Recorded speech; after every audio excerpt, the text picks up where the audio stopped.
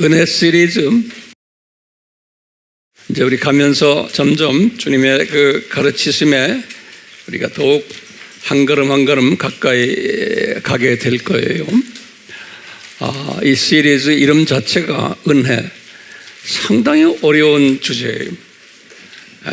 신학을 전공으로 하는 학자들도 이쪽 부분에 대해서 완전히 소화하는 분들 많지가 않아요.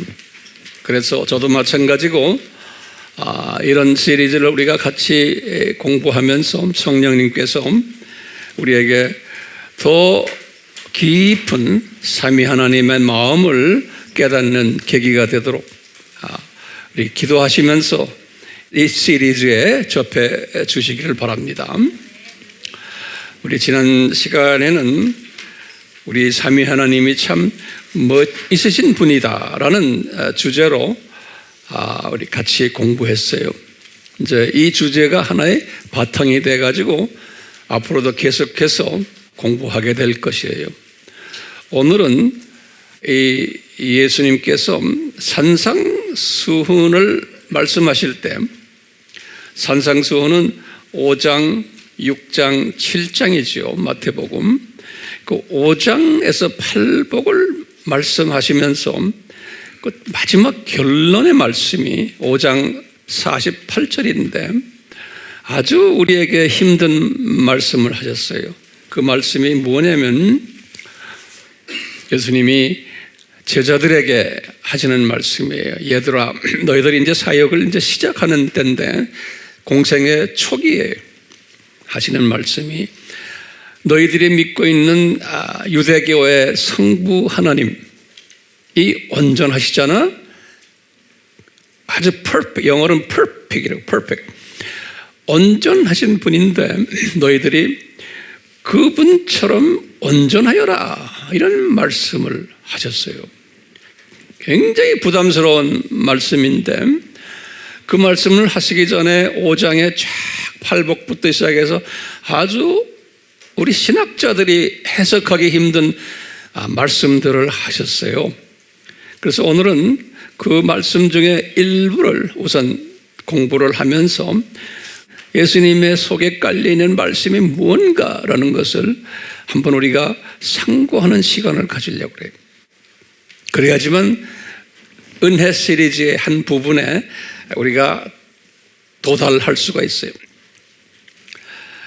지난 시간에도 봤지만 우리 예수님은 참 멋있은 우리 예수님이시고 성부님도 성자님도 마찬가지죠.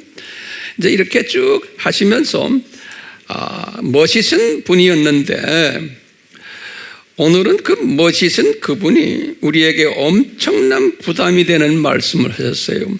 그래서 오늘 말씀은 여러분들 잘 소화하시길 바라요. 굉장히 중요한 신학 이슈예요.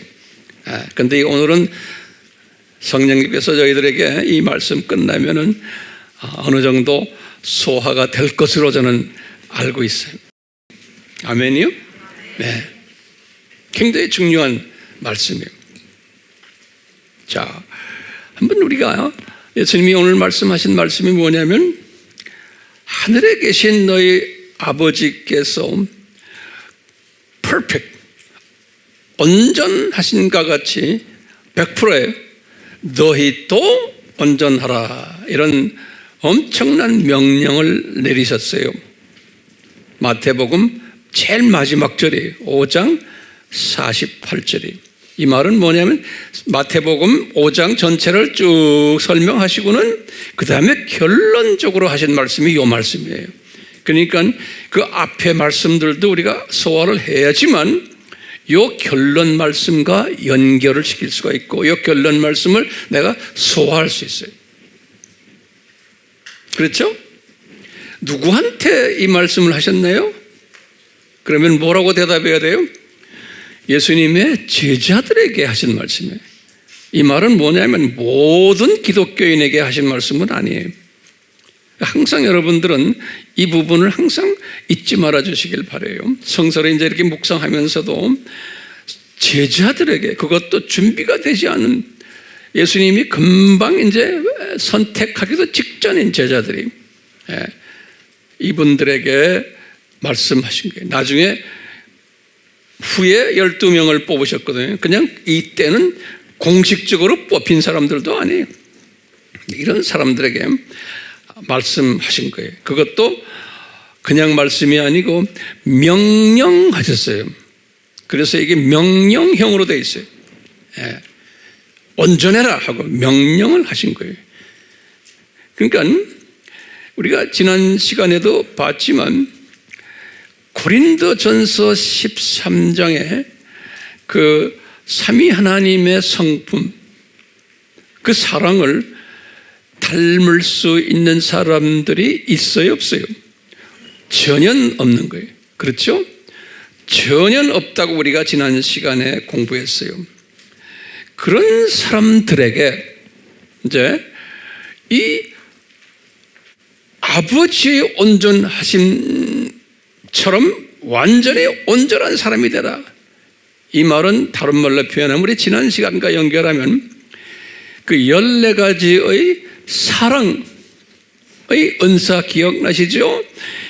에? 무례히 행치 말아라, 오래 참아라 쭉 나오잖아요. 이런 것들을 100% 지켜라, 이런 말과 같이 우리가 연결시킬 수가 있어요. 그러니까 100% 이런 사람이 되라 라는 말과 연계될 수가 있죠. 네. 그런데 우리 지난 시간에 결론이 뭐였어요? 100% 이런 사람이 될 수 있다? 없다? 없다라고 결론이 나왔어요. 100% 이런 사람이 될 수 없어요. 그런데 예수님이 지금 100% 없다는 것을 5장에서 쭉 설명을 해 주셨어요. 좀 있으면 거기에 대해서 우리가 공부하게 될 거예요. 100% 이렇게 될 수 없다라고 말씀하시고는 그 다음에 역설적으로 이렇게 아버지가 완전한 것처럼 완전해져라 그러시는 거예요. 그러니까 예수님이 지금 쭉 설명하실 때 보면 이것이 안 된다라고 하셔놓고는 거꾸로 역설적으로 이렇게 해라 그러는 거예요. 그것을 우리 이제 저는 이렇게 생각해요. 이게 역설적 이걸 도구마다 이렇게 한번 말을 붙여봤어요. 제가요. 역설적 도구마다. 도구마라는 말은 이게 신학적 철학적 단어인데요. 법령이다 또는 명령이다 또는 교리다 또는 가르침이다 이런 뜻이 도구마라 그래요. 예, 또는 신념이다. 도그마 스펠링 알죠? D-O-G-M-A. 나중에 이제 궁금한 사람들은 여러분들 손바닥에 있는 구글에 쳐보면 아세요. 그래서 제가 이제 단어를 뭐라고 말했어요? 역설적 도그마다. 이렇게 한번 우리가 한번 말을 한번 만들어 봤어요. 제가 만든 거예요. 왜 역설적 도그마예요? 결코 온전해질 수 없는 걸 아시면서 이렇게 해라 하기 때문에 그런 거예요. 네. 그러면 질문이 있어요. 왜 이런 역설적 도구마를 말씀하셨을까? 예수님이 그분이 빈말 하시는 분은 아니시잖아요. 그러니까 왜 이것이 불가능하다 하시고는 거꾸로 또 역설적으로 해라 하시면서 결론을 내리신 거예요. 그러니까 분명히 거기에 뜻이 계시죠. 그 뜻을 한번 우리가 찾아보려고. 우리 AMI 교회 교인들은 이런 논리적인 연습을 많이 했기 때문에 익숙해졌고, 이런 논리에 맞지 않는 일들을, 그런 말들을 들으면 좀 답답해하는 분들로 이제 완전히 그렇게 변해버린 것 같아요. 아멘이요? 예, 이 논리에 맞아야 돼요, 모든 게. 자, 그러면 또 질문이 왜 역설적 도구마를 명령하셨냐? 그러면 여러분들 뭐라고 대답해야 돼요? 예? 이게 뭐냐면요, 제가 깨달은 거예요. 아하, 이 창조 목적 학교의 학생들을 훈련시키기 위해서인 거예요. 뭘 훈련시키려 그러시냐? 너희들 학생들아, 너희들은 온전히 100% 온전한 사람이 될 수 없다라는 것을 가르쳐 주시기 위해서요. 하나님의 그 시각에서 보면, 그분의 기준에서 우리는 100% 온전해질 수 없다라는 사실을 가르쳐 주시기 위해서 이렇게 명령을 거꾸로 내리신 거예요. 네. 그렇기 때문에 이 하나님의 그 기준 속에 내가 100% 그 기준에 합격할 수 있는 존재가 안 되기 때문에 너희들은 이 하나님 앞에 완전히 무릎을 꿇어라, 이것을 가르쳐 주시기 위해서 그래요. 그 무릎을 꿇는 사람들에게, 겸손한 사람들에게 뭘 선물로 주시냐면 삼위 하나님의, 특히 예수님의 은혜를 선물로 주시는 거예요. 그러니까 은혜를 주신다는 말은 100% 할 수 없는 존재에게 100% 할 수 있는 것처럼 만들어 주는 거예요. 그게 은혜. 예? 다시 제가 말해요. 100% 할 수 없는 존재에게 100% 할 수 있는 것처럼 그런 존재로 만들어 주는 것이 은혜. 그렇기 때문에 이제 이것을 가르쳐 주시기 위해서 오늘 이제 예수님이 하시는 말씀이 뭐냐면, 너희들은 절대로 하나님의 은혜가 필요한 존재다라는 것. 너희들은 절대로 하나님의 은혜가 필요한 존재들이다 라는 것을 가르쳐 주시기 위해서 그런 거예요. 오늘 지금 메시지의 가장 중요한 부분이에요. 다시 말하면 하나님의 은혜가 없으면 너희들은 망한다. 너희들은 별것 아닌 존재다. 너희들은 자국도 없이 없어진다. 너희들은 무가치한 존재다. 너희들은 지옥 가야 되는 존재다 라는 것을 가르쳐 주시기 위해서예요. 우리들의 이런 모습이라는 것을 가르쳐 주시기 위해서 은혜를 이제 베푸시는 거예요. 자, 그런데 이 은혜를 베푸시는 방법을 우리 하나님께서 어떻게 하셨냐면 모세에게 율법을 주셨어요. 굉장히 중요한 개념이에요. 오늘부터 제가 잘 들으세요. 그래서 모세의 율법이 그 구약 스토리들이에요. 이 모세의 율법을 쭉 주셔가지고 율법을 잘 지키도록 했어요. 그런데 율법을 지킨 분 한 분도 없는 거예요. 100% 지킨 분. 예. 이런 상황 속에서 우리가 작년에 우리 공부했지만 이스라엘 시리즈에서 이 유대인들, 바리새인들, 서기관들 이런 분들 이 율법을 자기네가 100% 지키려고 노력했던 사람들 아니에요? 그런데 이분들도 그것을 100% 지키지 못했다는 것을 예수님이 많이 강조하셨어요. 그래서 유대교 출신들인 이 제자들도 지금 예수님이 지금 이렇게 말씀하시는 말을 다 듣고 있는 거예요. 특히 팔복의 말씀을 지금 듣고 있었어요. 이 배경을 우리가 잘 소화해야 돼요. 이분들이 지금 예수님이 복에 관한 이야기를 8가지를 쫙 마태복음 5장에서 하셨어요. 그리고는 하시는 말씀이 니네들은 이제 이 땅의 소금이 되고 이 세상의 빛이 되어라, 이런 말씀까지 하셨어요. 그런데 제자들 중에 이제 얼굴이 색깔이 변하면서 이분들이 가지고 계셨던, 예수님의 제자들이 가지고 계셨던 유대교 출신들이에요. 복의 개념은 신명기 28장 1절에서부터 14절의 복이거든요. 다시 말하면 이 세상의 모든 것이 잘 되는 것, 이런 복 개념을 가지고서 유대교를 섬겼는데, 예수님이 갑자기 팔복의 말씀을 하시면서 마음이 가난한 자는, 또는 이렇게 해서 이런 사람이 진짜 복이다 하시니까 이 제자들이 상당히 지금 혼돈에 있었어요. 복의 개념이 완전히 거꾸로 되니까요. 이 세상 복이 아니고 보니까 이 복을 마지막 8번째는 뭐냐면 핍박을 받는 복이에요.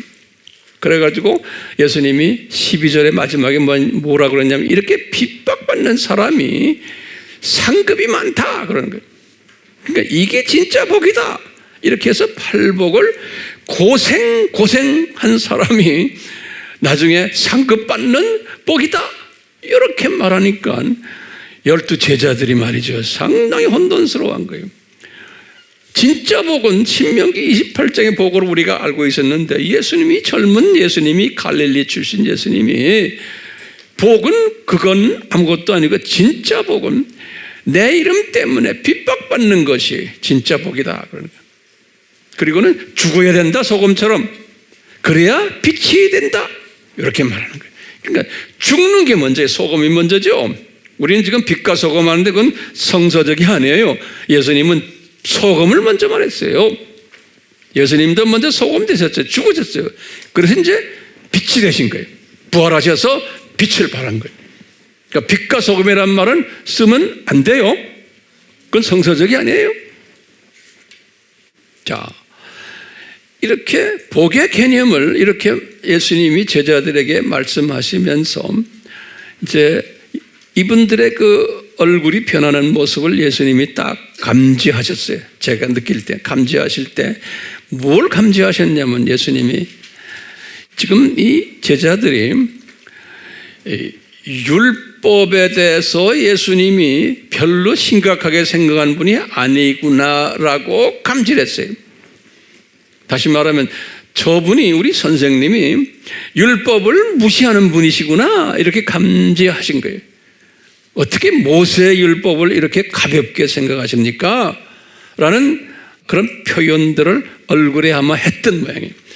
그 표현, 그 얼굴 모습을 보시곤 예수님이 그 다음부터 유명한 말씀하시는 거예요.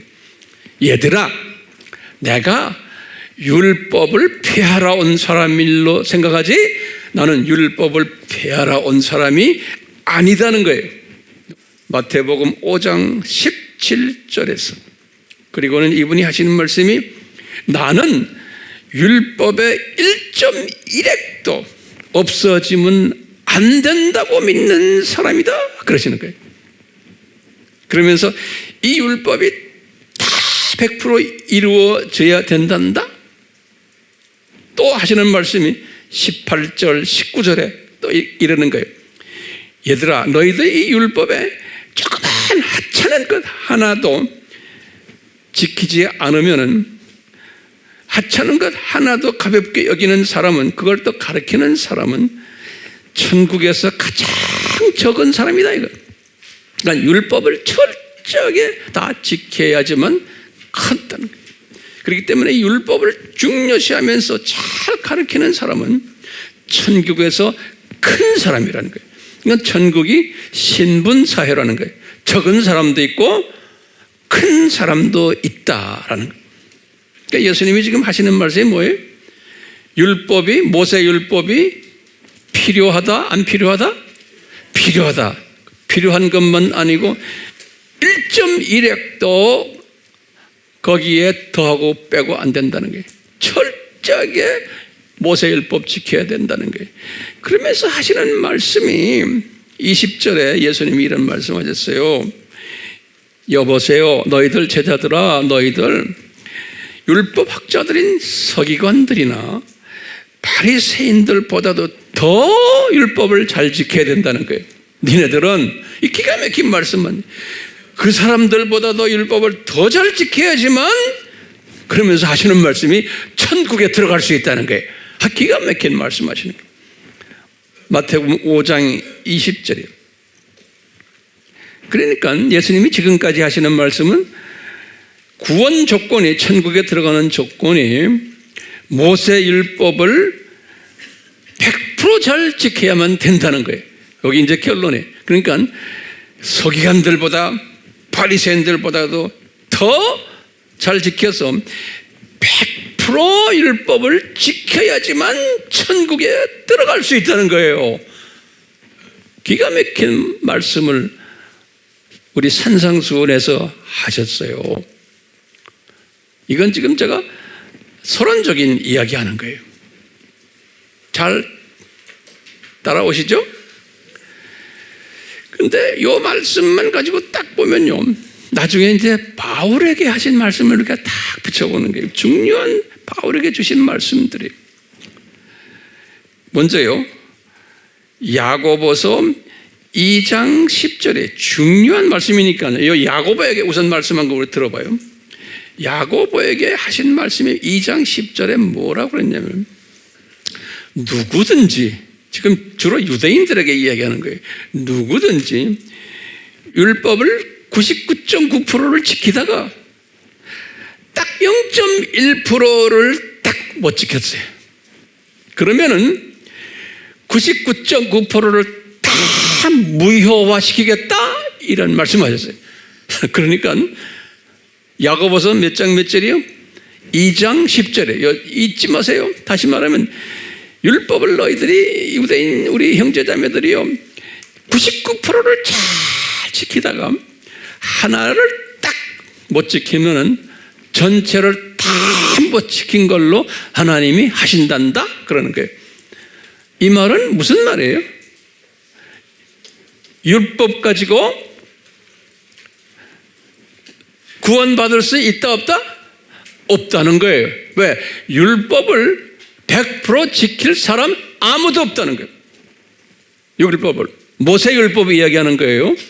모세율법을 아무도 지킬 사람이 없다는 거예요. 못 지킨다는 그런 인간이 없다는 거예요. 그만큼 모세율법이 힘이 들다는 거예요. 불가능하다는 거예요. 그래서 그 불가능하다는 것을 바울에게 주셨어요. 성경 구절들 잊지 마세요. 로마서 3장 20절에 딱 그랬어요. 로마서 3장 20절에 바울이 깨달은 거예요. 뭐라고 그랬냐면, 율법의 행위로는 우리 하나님의 자녀들은 하나님 앞에서 의롭다 인정받을 육체가 하나도 없다는 거예요. 율법 지켜가지고 내 죄가 100% 해결됐습니다, 나는 천국 갑니다 라는 사람은 하나도 없다는 거예요. 하나도. 로마서 몇 장 몇 절이에요? 3장 20절. 제가 드리는 성경 구절 잊지 마세요. 제일 처음에 뭐예요? 야고보서 2장 10절. 그 다음에 지금 로마서 3장 20절. 똑같이 로마서는 주후 57년에 썼지만 이 갈라디아서는 49년에 썼어요. 49년에. 이미 바울이 49년에 갈라디아서를 쓸 때 이미 깨달았어요. 갈라디아서 2장 16절에 그 유명한 장들이 똑같이, 율법으로는 의롭다 할 사람 아무도 없다는 거예요. 아무도 못 지킨다는 거예요. 이 말씀을 700년 전에 이사야에게도 하셨어요. 이사야서 64장 6절에 이사야에게 예수님이 말씀하셨어요. 이사야야, 사람들이 아무리 선한 행위를 하잖아. 이 선한 행위를 하는 사람들의 행위는 내가 볼 때는 걸레 쪼가리 같다, 이렇게 말씀했어요. 이사야서 몇 장 몇 절에? 64장 6절에. 그러니까 이 중요한 성경 구절들을 우리가 항상 메모리하고 그 속의 내용을 알고 있어야 돼요. 처음에 야고보서 2장 10절, 그 다음에 로마서 3장 20절, 그 다음에 갈라디아서 2장 16절, 그 다음에 이사야서 64장 6절이에요. 요거 잘 깨달으세요. 그럼 요 성경 구절들을 하나로 딱 묶으면 무슨 말이에요? 우리 인간은 모세율법을 지켜가지고 천국 가는 사람 하나도 없다. 모세율법이 나쁜 게 아니에요. 지킬 수가 없다는 거예요. 불가능하다는 거예요. 그걸 100% 지키면 얼마나 좋겠어요? 그러니까 불가능하다라는 거예요. 됐어요? 제가 지금까지의 결론은 뭐예요? 모세율법으로는 천국 가기가 가능하다? 불가능하다라는 거예요. 됐어요? 자, 그런데 이런 예수님의 지금 제자들은 모세율법을 자기네가 어느 정도 지키다 보면은 다 천국에 가겠지라고 생각했는데 예수님은 지금 너희들 지킬 놈 한 놈도 없다 이렇게 말씀하시곤 그거 가지고는 천국에 갈 수 없다라고 결론을 지킨 거예요. 불가능하다. 이런 사고를 가지고 있는 이분들에게 예수님이 지금 산상수훈에서 기가 막힌 말씀을 또 하시는 거예요. 이건 기가 막힌 말씀이에요. 이런 사고를 가진 사람들에게 제 말씀 잘 들으세요. 저도 이거 다 깨달은 거예요. 뭐 내 이야기 아니에요. 예수님이 하신 말씀을 제가 깨달은 거예요. 그러면 황 목사님 뭘 깨달았습니까? 저나 여러분들에게나 제자들에게는 청천벽력 같은 말씀이에요. 예수님이 이런 사고를 가진 사람들에게 청천벽력 같은 말씀을 하세요. 그 말씀을 네 가지 이 사례를 들어서 말씀을 네 가지 사례를 들어 이거 잘 들으세요. 자, 이 네 가지 사례를 드는데 어떤 사례를 드냐면 예수님이 이러시는 거예요. 여보시오 내 제자들아 모세율법인도 힘들지 그건 불가능하지 그런데 모세율법은 이거는 하위율법이다 그러는 거예요. 하위.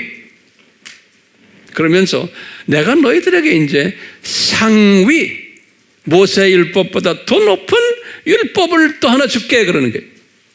이게 진짜 율법이라는 거예요. 그러니까 지금까지 너희들이 지키지 못하는 모세율법은 이건 하위 율법이다. 내가 이제부터 상위 율법을 너희들에게 가르쳐 줄 거마 그러는 거예요. 그러면서 네 가지 이 상위 율법과 하위 율법을 네 가지 측면에서 말씀하세요. 그 하나하나 이제 적으세요. 첫 번째 사례는 뭐냐면 살인에 관한 율법이에요. 살인, 사람 죽이는 거 있죠? 그래가지고 마태복음 5장 21절에서 26절에 이걸 설명하셨어요. 두 번째는 간음에 관한 율법이에요. 마태복음 5장 27절에서 30절까지 설명했어요. 세 번째는 이혼에 관한 설명이에요. 율법인데 이혼 율법이에요. 마태복음 5장 31절에서 32절에 이 설명을 하셨어요. 네 번째는 맹세하는 거죠. 맹세, 약속하는 거. 맹세 율법인데 마태복음 5장 33절에서 37절에 설명을 했어요. 자, 그러면 우리가 한번요. 예수님이 지금 제자들에게 이 네 가지의 상위 율법과 하위 율법을 비교하면서 하신 말씀을 우리가 한번 접해 봅시다. 준비됐어요? 자, 첫 번째 보세요. 이 살인에 관한 율법이에요. 자, 살인에 관한 모세율법은 어떻게 되어 있냐면 살인하지 말아라. 그러면 너희들 심판받을 것이다. 이렇게 모세율법에 되어 있는 그 10계명에 출애굽기 20장 13절에 예수님이 하시는 말씀이 출애굽기 20장 13절을 예수님이 인용하세요. 그러면서 제자들에게 그러는 게 이것이 모세 율법이다. 너희들 심판받는다. 살인하면. 그러니까 어떤 때는 눈은 눈, 이는 이 해서 누가 너희를 죽였으면 너희들 어떻게 해요? 저 사람 죽여야 된다 그러죠. 모세 율법에서는 어떤 때는 또 도피성 있죠. 사람을 죽였지만 도피성에다 집어넣으면 살아날 수도 있어요. 그러니까 살인율법은 모세율법에 의하면은 죽게 되어 있지만 또 살릴 수도 있어요. 모세율법은. 자, 됐어요? 그런데 예수님이 이제 말씀하시는 거예요. 그런데 내가 지금 너희들에게 지금 모세율법보다 더 높은 상위율법을 너희들에게 지금 준단다? 그러는 거예요. 그러면서 예수님이 하시는 말씀, 상위율법의 넘버원이요. 뭐냐? 너희들 형제에게 화를 내는 거예요. 그것도 살인이란다? 그러는 거예요. 기가 막힌 거예요. 형제에게 화를 내는 것도 상위율법이다. 이미 살인한 거나 마찬가지라는 거예요. 그 상대방이 상처를 입었잖아요. 상처받는 것 그 자체가 너 벌써 살인한 거라는 거예요. 그게 높은 상위율법이에요. 모세율법보다 더 어렵죠? 또 예를 하나 드시는 거예요. 뭐라고 했냐면요. 형제에게 라가라 한마디 했어요. 그 라가란 말은 그 당시에 예수님이 사용하신 아람어인데 그것은 뭐냐면 너 바보다 이런 뜻이에요. 예. 형제에게 야, 너 바보다 요 한마디 한 것이 살인한 거라는 거예요. 그러니까 이 율법이 어려워요? 안 어려워요? 되게 어렵죠. 이건 불가능한 거예요. 그러니까 너희들 하나님의 자녀지만 예전에는 사람을 물리적으로 죽였을 때 모세율법에서는 살인이었지만 이제는 그것보다 훨씬 어렵단다. 상대방의 감정을 건드리기만 해도 그건 살인이라는 거예요. 그러면서 분노한 것, 화를 낸 것, 또 남을 깔보면서 너 바보다 이렇게 한 것, 다시 말하면 고린도전서 13장의 그 사랑을 하지 않은 것들이 이런 것들 다 살인이란다. 그러면서 전부 지옥 간단다. 그렇게 딱 예수님이 말씀하셨어요. 지옥 간단다. 그러니까 화를 한 번 낸 사람도 다 지옥 간단다. 그게 살인이다. 남을 깔보고 한 번 뒤 우스운 말, 무례한 말을 한 것도 지옥 간단다. 그러는 거예요. 그게 무슨 율법이에요? 상위 율법이라는 거예요. 예수님이. 그러면 이 말은 무슨 말로 깔려 있어요? 이 세상 모든 사람은 다 지옥 간단다? 그런 말이나 똑같아요. 그래요, 안 그래요? 지옥을 피할 사람 하나도 없단다 이런 말이에요. 이 상위 율법이에요. 그러면서 주님이 지금 이 살인에 관한 예화를 이렇게 드셨어요. 두 번째 예화가 간음에 관한 예화예요. 그러면서 예수님이 하시는 말씀이 모세율법에서는 간음하지 말라 그랬지? 출애굽기의 그 10계명의 20장 14절에 이런 말을 하셨거든요. 예수님이 그것을 인용을 하세요. 그렇지만 내가 상위율법을 줄게. 이 간음에 관한 것. 이성을 보고 조금이라도 이상한 생각을 했으면 그 자체가 다 간음이란다 그러는 거예요. 이성을 보고 조금이라도 이상한 생각을 했으면 그게 다 뭐예요? 간음이란다. 그러면서 전부 지옥 가야 된다 그런 거예요. 그러니까 간음을 했으면 다 지옥행인데 이성을 보고 이상한 생각만 해도 다 지옥 간단다. 이게 지금 무슨 율법이에요? 상위율법이에요. 그러면서 예수님이 구체적으로 예화를 들었어요. 네 눈이 만약에 그런 범죄를 했으면 눈을 뽑아버려라. 그 다음에 네 손이 오른손이 그렇게 했으면 그 손 잘라버려라. 예수님이 그러시는 거예요. 눈 뽑아버려라. 손 잘라버려라. 눈이 없고 손 잘려서 지옥 가는 것보다 천국 가는 게 낫지 않느냐? 그러니까 잘라버려라. 그러는 거예요. 아주 대단한 말씀 하시는 거예요. 이 말씀을 다 이렇게 묵상하면서 세상에 그러면 이 세상 모든 80억 인구가 눈이 없고 팔이 없고 눈도 양쪽 눈 다 팔 없고 전 세계 사람들이 다 눈이 없고 팔이 없겠구나. 여러분들도 마찬가지. 네? 예수님의 상위 율법에 의하면 그러니까 눈 없고 팔 없고 뭐가 없고 뭐 없고 다 없어야지만 천국 간다는 거예요. 그럼 다른 말로 표현하면 우리가 아까 봤죠? 살인도 모든 사람이 다 살인하게 되어 있는 거예요. 상위 율법에 의하면. 왜요? 조금만 이웃을 조금 한마디 잘못해도 살인자니까. 그럼 그 살인자는 지옥 가게 되어 있는 거예요. 간음에 관한 이야기하시면서 전 세계 사람 모두가 다 간음죄를 지은 사람들이. 간음죄를 지으면 예수님이 그래서 전부 지옥 간다고 그랬어요. 이 상위 율법에 의하면요. 그러니까 모든 인류가 다 지옥 가게 되어 있단다. 어디에 의해서? 상위 율법에 의하면. 그리고 세 번째 또 이혼 율법에 대해서 말씀하시는 거예요. 모세 율법에서는 이혼에 관해서 신명기 24장 1절에서부터 4절에 말씀하셨어요. 뭐냐면 그 당시에는 남자가 일방적으로 자기 와이프를 그냥 이혼하고 싶으면 일방적으로 자기가 이혼 증서를 만들어 가지고 그냥 이렇게 주기만 하면 돼요. 그리고 또 딴 여자 데려오고 마음대로 할 수 있었어요.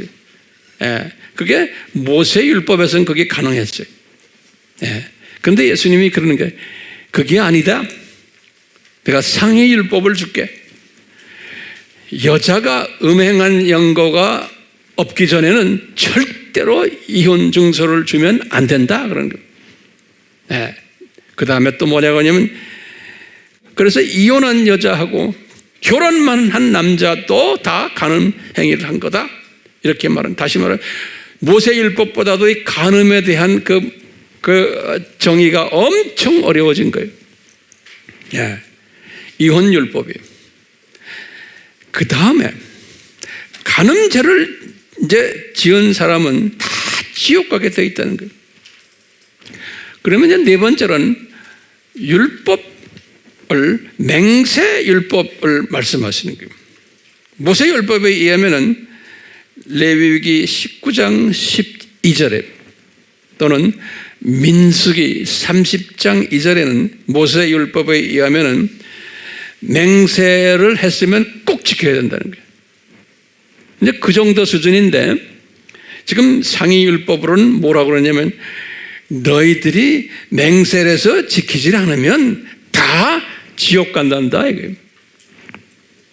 이렇게 말씀을 하시는 거예요. 지금 몇 가지 사례를 들었어요. 네. 자, 그러면 우리 질문이 있어요. 제가 여러분들에게 한번 질문 던져볼게요.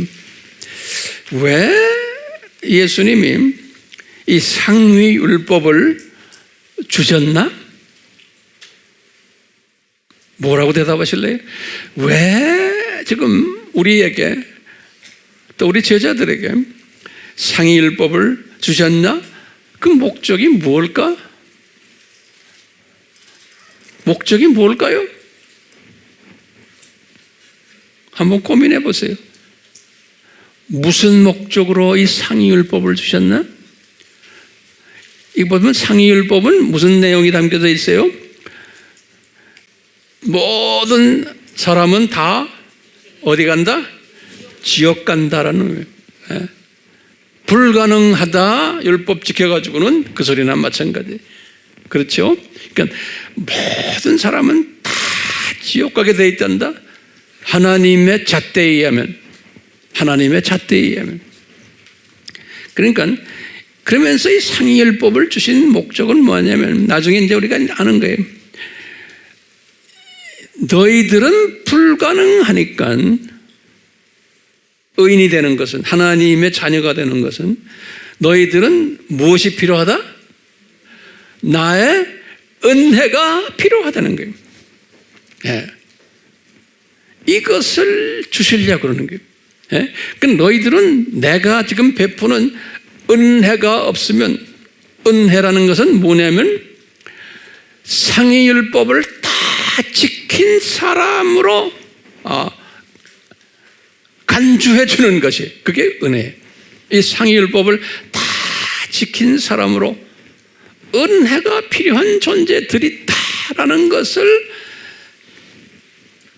가르쳐주기 위해서, 깨닫게 하기 위해서 지금 이 상위율법을 주신 거예요. 그러니까 이것은 어떤 말이냐면요, 첫 번째 하나님의 사랑의 표현이에요. 이 상위율법이 하나님의 사랑의 표현이에요. 두 번째로는 인간은 피조물은 태생적으로 한계가 있고 나약하다는 표현이에요. 세 번째는 인간은 선행을 해가지고는 하나님의 기준에 달할 수 없다는 것. 그렇기 때문에 인간은 구원받으려면 스스로가 안 되기 때문에 완전히 인간의 노력으로는 안 된다고 하는 것을 포기시킨 거. 포기. 안 된다. 포기시킨 거. 예. 그 다음에 또 하나 중요한 게 있어요.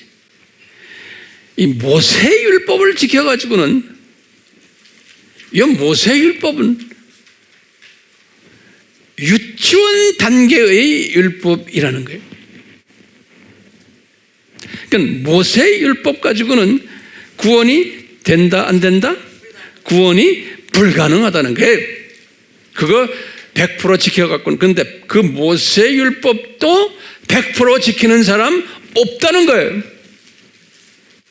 아까 갈라디아서 2장 16절, 로마서 3장 20절, 야고보서 2장 10절, 여기에 의하면 모세의 율법 가지고 또 구원이 불가능한데 어떻게 이 상위 율법으로 가능하냐 이거예요.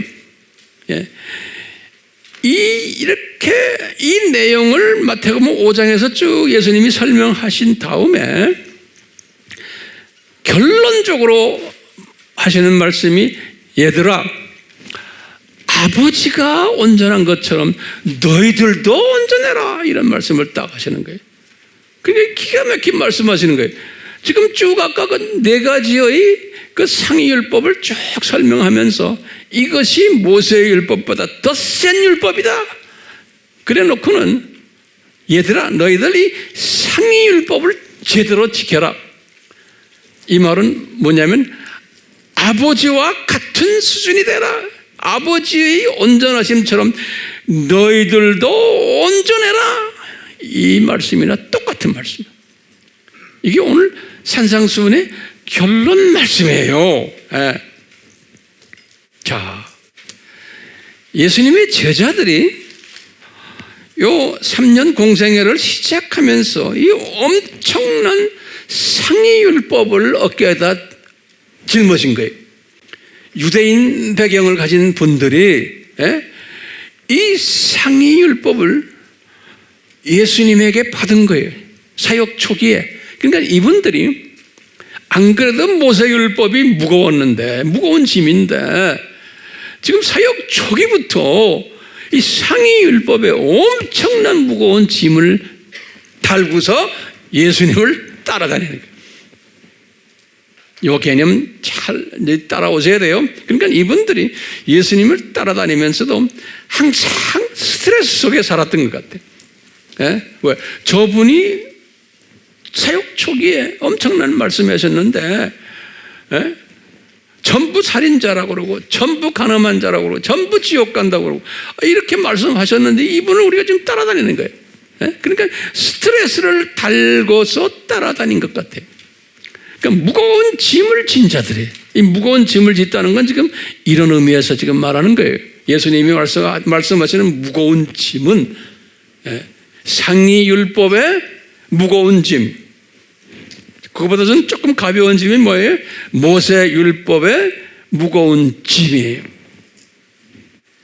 그렇기 때문에 이 짐을 지고서 지금 숨쉬기도 힘든 상태 속에서 예수님을 따려 다녔던 거예요.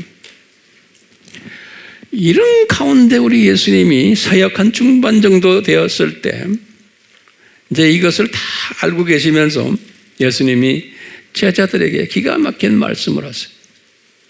그 말씀이 우리가 가장 좋아하는 말씀 중에 하나예요. 마태복음 11장 28절에서 30절이 마태복음 11장 28절에서 30절에 하시는 말씀이 그 유명한 말씀이에요. 이 배경을 여러분들 아시면 이 말씀을 이제 알게 돼요. 예수님이 하시는 말씀이 수고하고 무거운 짐진 자들아. 그게 무슨 짐을 졌다는 거예요? 율법의 이 모세율법 플러스 상위율법의 무거운 짐을 지고 가는 자들아, 이런 소리예요. 우리가 이 말씀 가지고는 아이고 내가 뭐 가정 문제가 있고 자녀 문제 있고 뭐 사업 문제, 그 무거운 짐, 그것도 무거운 짐이에요. 이건 예수님이 지금 말씀하시는 그 무거운 짐이 아니에요. 황 목사님 너무 좀 깊이 말씀하시네요. 난 지금 문제가 내 당장 지금 이 무거운 짐들 이 문제를 지금 생각하는데 뭐 그렇게 너무 철학적으로 크게 말씀하지 마세요. 나한테 말할 사람 분명히 있을 거예요. 그런데 예수님이 하신 말씀은 그 말씀이에요. 율법의 무거운 짐을 진 자들이에요. 구원가 이슈예요. 이 무거운 짐 진 자들아 다 내게라 오라는 거예요. 그러니까 이 무거운 짐을 해결하는 분이 누구라는 거예요? 예수님이라는, 예수님. 그러면 내가 너희에게 힘을 주리라 하시면서요 29절에 아주 기가 막힌 말씀을 했어요. 나는 마음이 온유하고 겸손해서 내 멍에를 메고 있는데, 그러니까 지금 이 무거운 짐, 이 상위율법의 멍에를 누가 지고 있다는 거예요? 예수님이 대신 지고 있다는 거예요. 그래서 요한복음 1장 29절에 세상 죄를 지고 가는 하나님의 어린 양을 보라고 그랬죠. 그러니까 예수님이 그 모든 무거운 짐, 이거는 저주예요. 이 저주를 예수님이 다 지고 계신 거예요. 요한복음 1장 29절에 예수님이 본인이 말씀하신 게 내가 이 무거운 짐을 지고 있는데, 내가 그래서 멍에를 이렇게 지금 가지고 있는데 옆에 멍에가 나하고 연결된 멍에가 또 있단다. 그러니까 너희들 와서 내가 쓰고 있는 멍에 같이 와서 머리 갖다 대라 그러는 거예요.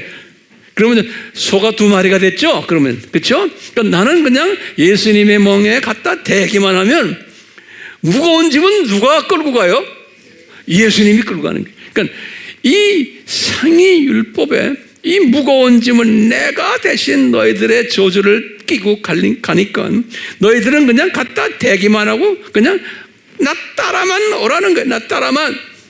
그러면 너희들이 가벼워진다는 거예요. 너희들은 쉽게 갈 수 있다는 거예요. 그러니까 구원은 이 무거운 율법의 상위 율법의 이 큰 짐을 예수님이 내가 지고 간단다. 그래서 이제 여기서 예수님이 저주 받으셨다 그러죠. 그래서 갈라디아서 3장 13절에 예수님이 율법의 저주를 뒤집어 쓰셨다. 그래서 이거는 상위 율법의 저주를 뒤집어 쓰셨다. 예수님께서. 그래서 예수님이 요한복음에 기가 막힌 말씀을 하셨어요. 우리 다 즐겨 쓰는 말들이에요. 요한복음 8장 31절에서 32절에 그 유명한 말씀, 우리 다 좋아하는 말씀들이, 이 배경을 모르고 많이들 그냥 사용하세요. 뭔지 아세요? 그때 자기를 믿는 유대인들에게 말씀하시되, 그러니까 크리스찬들에게, 소위 말하는 율법을 지금 열심히 지키는 사람들에게 내가 내 말에 거하면 참으로 너희 제자가 되는데 너희가 그 다음에 이제 그 유명한 32절에 그러니까 진리를 알지니 그 진리가 너희를 자유케 하리라 그러는 거예요. 이 진리가 누구예요? 예수님이 이 무거운 짐을 멍에를 지고 가는 이 예수님의 정체성을 알면 이 모세 율법과 상위 율법을 멍에 지고 계신 예수님을 알면은 그러는 거예요. 알면은 너희들은 자유케 하리라 그런 거예요. 우리 자유 됐어요? 왜? 어디에서 자유되는 거예요? 지옥 가는 데에서 우리는 자유가 돼가지고 이제는 하나님의 백성이 된 거예요. 그리고 가벼워진 거예요.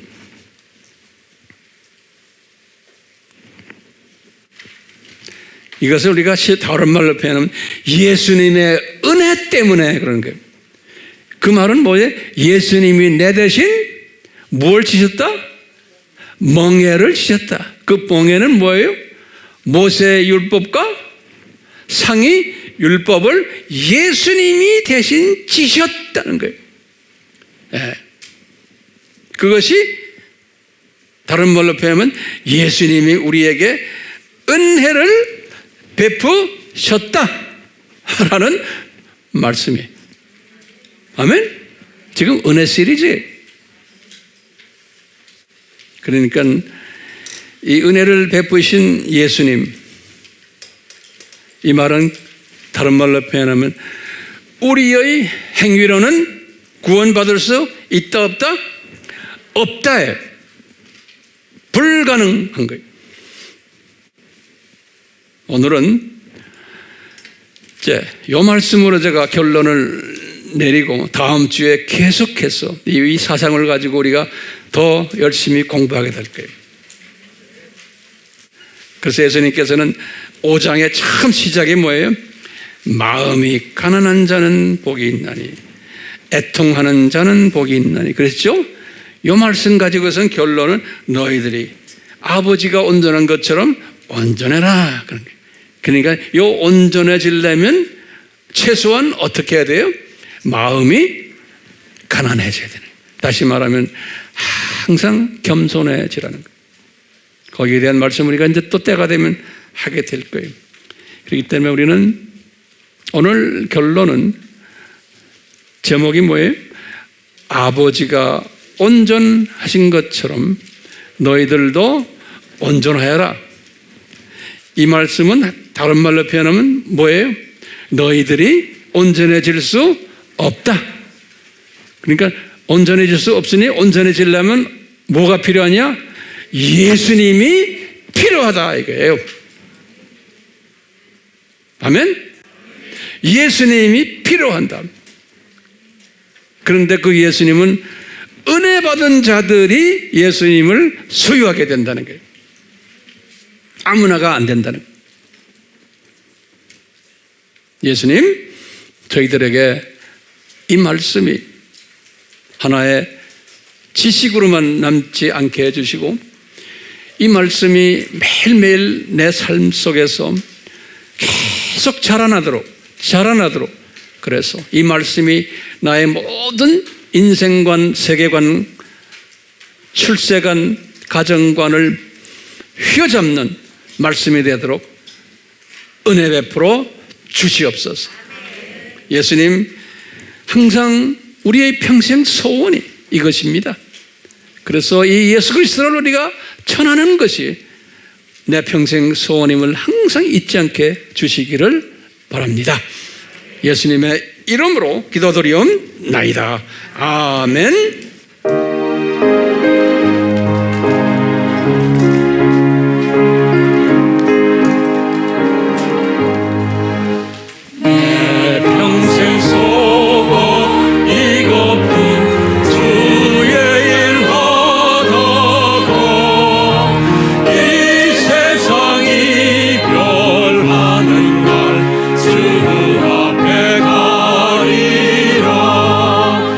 온갖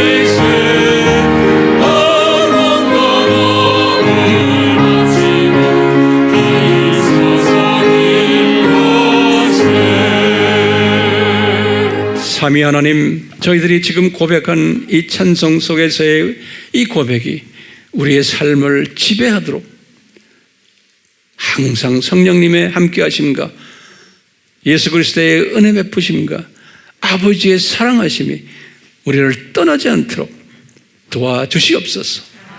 예수님의 이름으로 축원하옵나이다. 아멘.